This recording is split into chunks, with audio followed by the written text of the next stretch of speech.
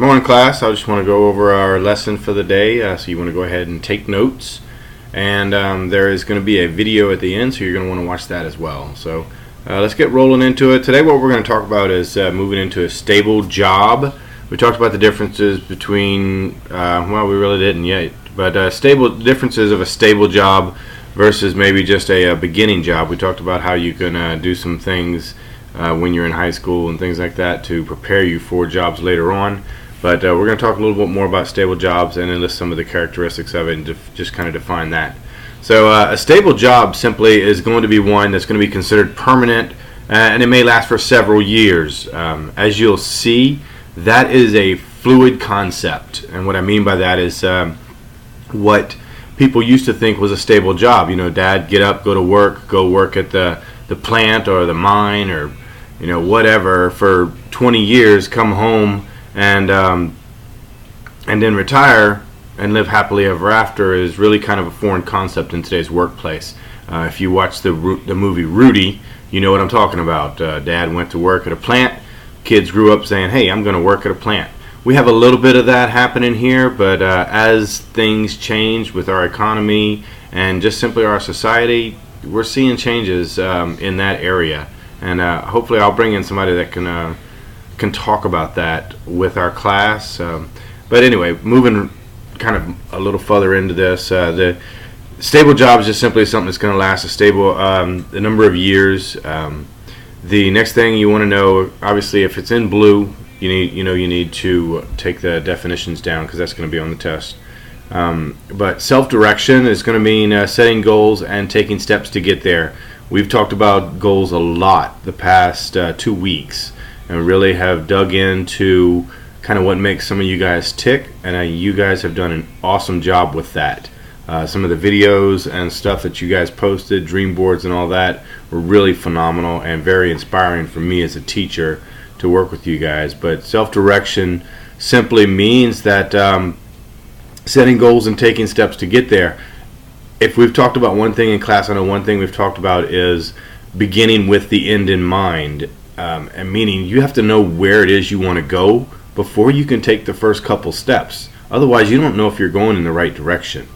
If somebody calls you up and says, hey, I'm coming to your house, where do you live? Well, or they say, how do I get there? I'm coming to your house, how do I get there? The first thing you need to know, where are you? Okay, you're going to tell that person, where are you? I can maybe get you there from there to here, but I need to know where you are. Guys, goals and things like that, self-direction, are the exact same way. If you don't know where you are and you don't know where you're headed, how are you ever going to get there? It's funny to say, oh yeah, I'm going to be this, I'm going to do that. But if you're not even close, or you don't even know what direction to go in, and you're not making steps in that direction, then you're going in opposite direction. There's really, you don't just sit still in life. Goals either get further away from you or you get closer to them. One way or another, everything is constantly moving, and if you're not moving with it, then you're getting left behind. You may not see that now as a student, but I guarantee you as a professional, you will eventually later on in life see that exact fact. The term promotion, and that kind of plays in line with what we were just saying there. Promotion just simply means advancement to a higher level or a position. Usually within a company. Sometimes that means going to another company, though. You can get a better position at another company. A lot of times that's a reason for people leaving a company.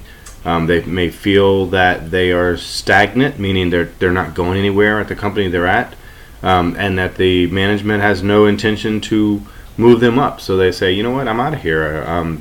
Guy down the street's going to pay me the same money, but I can be a supervisor and I can move up and into upper management. That may be a better move for them at that point. Typically, effort pays off. And what I mean by that, and you guys will see that especially in your first couple jobs, if you're no matter where you're working, putting forth the effort to learn and the effort to become better is everything. And being excited about what you're doing. I see that. Excuse me, have some coffee. I say this out on the track all the time with young athletes that come out they put forth loads and loads of effort, and they're very positive, and they're very very receptive to what I'm giving them as far as instructions as a coach. Those are the athletes that do well. Those are the ones that eventually become really good athletes, even if they started off pretty crappy, which that does happen sometimes. But effort means everything. It pays off. Continually working to get better at something is going to get you better. Okay? Even if it's just a little bit. All right. Stable jobs in a changing and stable jobs adapt to change. Most of them do. Some of them don't. In a changing world, some industries and occupations have become obsolete.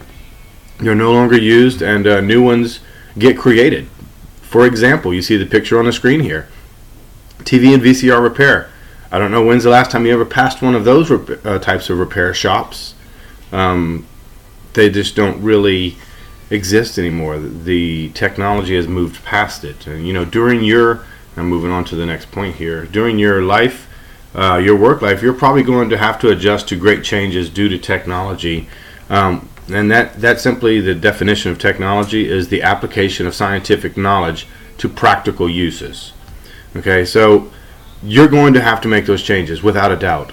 Through my working lifetime, I started as a college coach without cell phones. Can you imagine having to try to do that? Going to someone's house, driving to go do a home visit to talk with their parents, and not having a cell phone. I'd have to find places on the side of the road, pull over, and call from a payphone.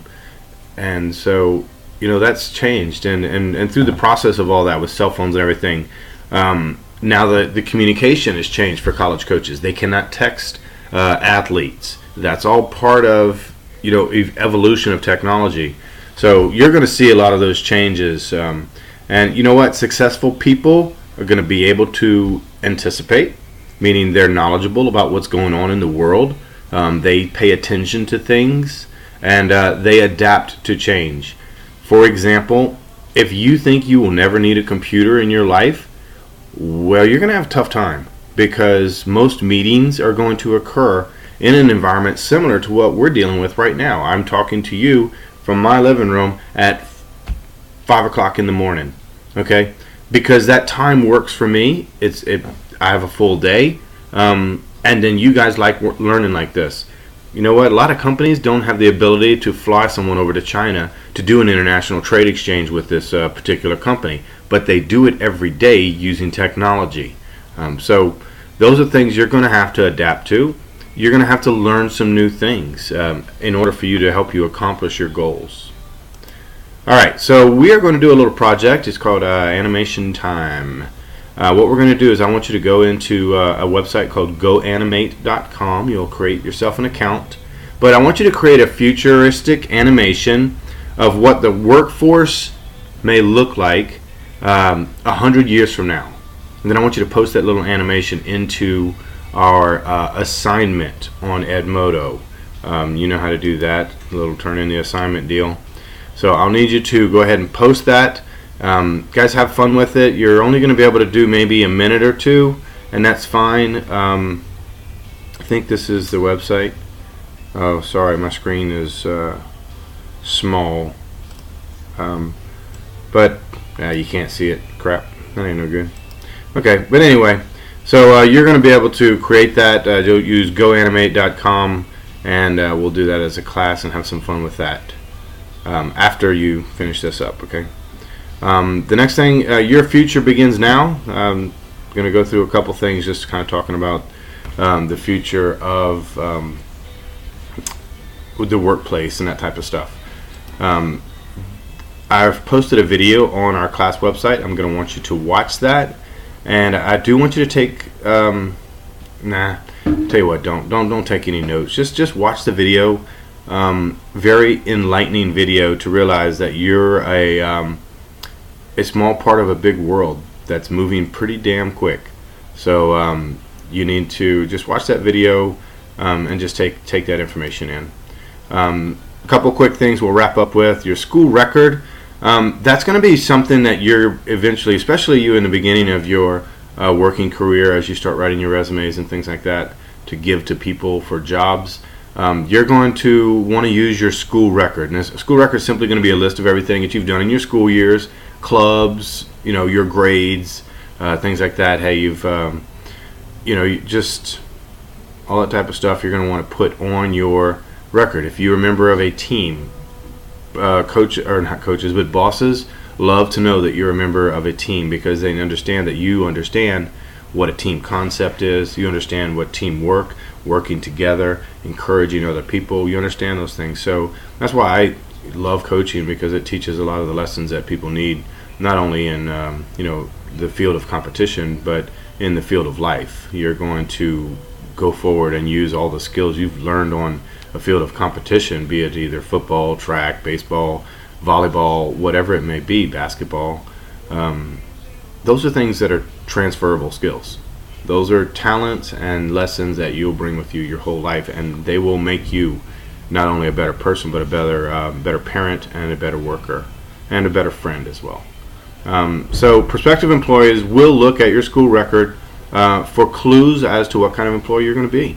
On my record, I put that I competed. On my resume, I put that I've competed in the U.S. Olympic trials. I put that I was an All-American at LSU. I put that I was a head track and field coach in the NCAA, one of the youngest head coaches in the NCAA history. At age 25, I was a head coach of a Division I program. People want to know that stuff. That's the reason I'm actually working at EA. They saw that stuff on my resume and they said, we need a track coach. This guy's been around the block. He understands this stuff. And not only has he been a track coach, he's been very successful in other areas and other teams that he's been involved with. So he understands this stuff. That's why I'm teaching you right now.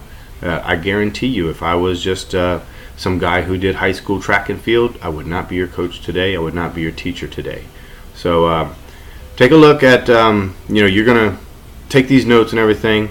The video that I have posted, you're going to love. The thing says here, now it's time to change your habits and your attitudes that may hold you back in the workplace. And what they mean there is just, what I was saying earlier. Make sure you're moving towards your goals, not just standing still. Because if you're standing still, your goals continue to move. Life continues to move. You need to move with it. You need to grow as a person. You need to grow as a student. You're always a perpetual learner. You're always going to learn.